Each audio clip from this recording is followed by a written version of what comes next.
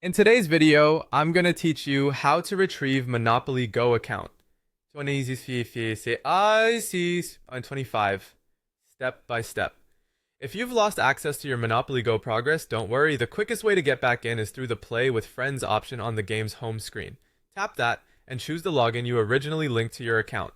Facebook, Apple ID on iOS, or Google Play on Android. This button reconnects your device to the cloud save tied to that account, so it's important to pick the same service you used before.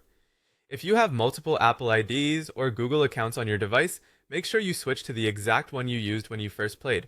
After signing in, look for familiar details like your avatar, board level, or name to confirm it's the right profile. If you're prompted to grant permissions, accept them so the game can verify your identity and load your saved data. If that doesn't restore your progress, the next step is to contact customer support from inside the game. Open the settings menu, usually found by tapping the gear icon on the main screen.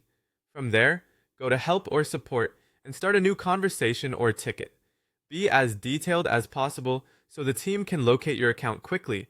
Include your in-game username and, if you can find it, your user ID. You can often locate that ID in the settings or profile area. If you can't access it, just explain that clearly.